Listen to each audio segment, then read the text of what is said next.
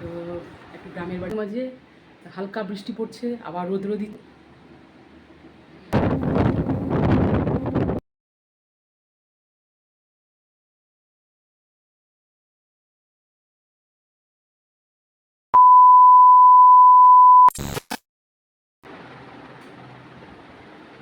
Hello everyone, তোমাদের সবাইকে স্বাগত ব্লগস উইথ মিনাতে।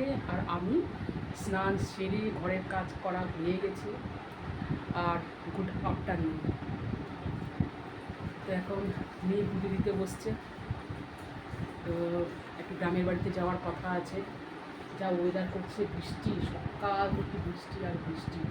দেখি এখন বেশি বৃষ্টি পড়লে যাওয়া ক্যান্সেল। তো গ্রামের বাড়িতে যাব, সেই জন্য একটু তাড়াহুড়া করে করছি। তো সবাই অলরেডি স্নান হয়ে গেছে, তো এখন খাবো, খাওয়া দাওয়া করে যাব। তবে যদি বেশি বৃষ্টি পড়ে যাব না, বৃষ্টিটাই বেরবাদ করে দিল। তাই থাক, দেখি বৃষ্টিটা কমছে কি না, ততক্ষণে আমরা খেয়ে দিয়ে নিই।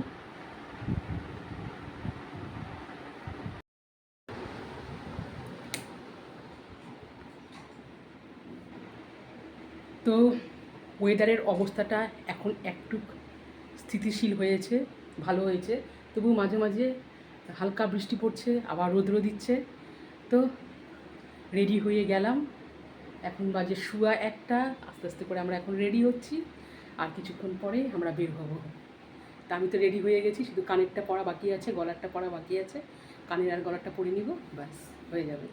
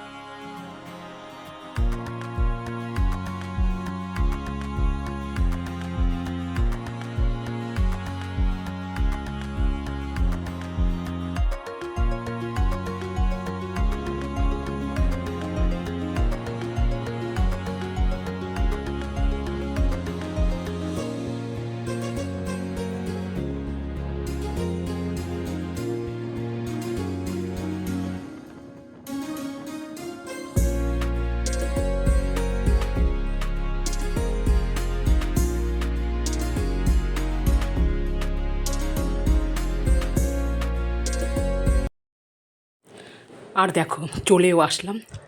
তো এই যে আমাদের গ্রামের বাড়ির, তো এখানে স্ট্যান্ড, যাকে বলে পাকুয়া। আর এত বৃষ্টি পড়ছে কি বলবো, ভাগ্যিসে ছাতা নিয়ে এসেছিলাম। আর এই বৃষ্টির মধ্যে এখানে আর কোনো মেলা হলো না। আর গ্রামে বুঝতে পারছো, পুজো মানে মেলা। এত বৃষ্টি পড়লো যে এখানে আর কোনো মেলাই হলো না। তো এই যে সামনে এখানে এই রাস্তার ধারে দুর্গা মায়ের প্রতিমা দেখতে আসলাম। এখানে আরও ভেতরে কয়েকটা আছে, কিন্তু এত বৃষ্টির মধ্যে আর গেলাম না। আর দেখো এই যে আকাশের ওয়েদার, সারা দিন বৃষ্টি সকাল থেকে শুরু করে। তো এই যে এখানে আমরা অনেকক্ষণ দাঁড়িয়েও ছিলাম। তারপরে এই যে এখানে দেখো বাস আসলো, আর আমার ননদের মেয়েরা ছিল, আর বৌমা ছিল। তো ওরা একটু ওদের পিসির বাড়িতে যাবে ঘুরতে। তো ওরা বাসে উঠে গেল। এই যে এখানে বাসটা দাঁড়িয়ে আছে। আর এই বৃষ্টির মধ্যে সত্যি বলছি কি করব। এই যে আমার মেয়ে আবার ওদিকে যাচ্ছে ওর বাবার সাথে, একটু খাবার জিনিস নিয়ে আসবে। আর এদিকে আমার পাশে ননদ আছে, ওইও দাঁড়িয়ে আছে ননদ।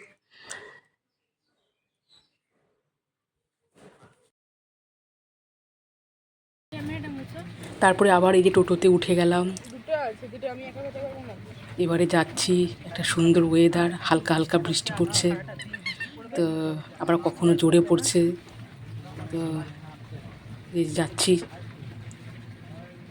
আর মনে মনে ভাবলাম যে এই বৃষ্টির মধ্যেও বা কেন যে আসলাম, তবুও একবার, বারবার তো আর আসা হয় না, এখন ছুটির দিন আছে, তো ওই জন্য আর বেশি দিন তো থাকবো না, আবার তারপরের দিনই রিটার্ন হব। তো শাশুড়ি মাও আছে, একটু না দেখা করলেও হয় না, তাই না?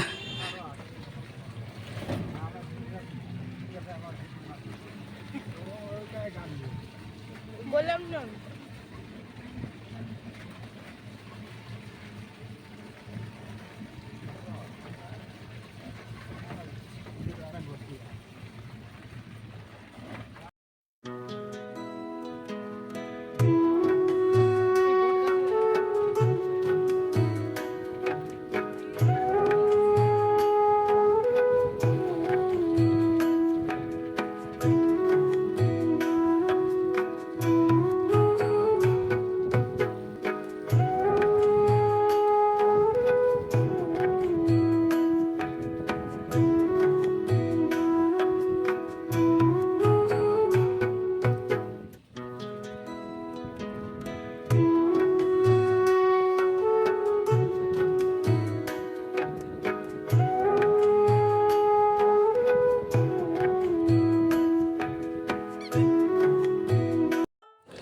এই যে দেখো, সন্ধ্যা হয়ে গেছে, চলেও আসলাম বাড়িতে।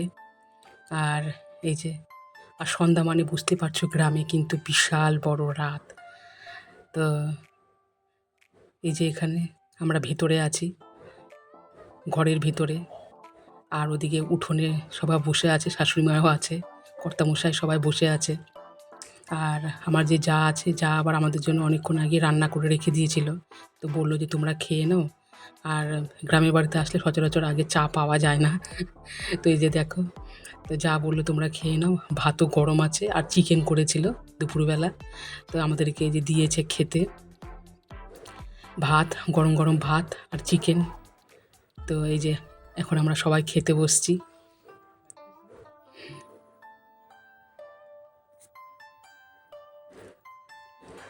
আর কর্তামশাই একটু বলছে যে ওই পরে খাবে, তোমরা খেয়ে নাও। আর বিশ্বাস করতে পারবে না, এখন কিন্তু বাজে 7টা, আর এই 7টার সময় আমরা কোনো দিনও কিন্তু ডিনার করি না। তো যাই হোক, এই যে দেখো, 7টা, সাড়ে 7টার মধ্যে আমাদের খাওয়া দাওয়া হয়ে গেল।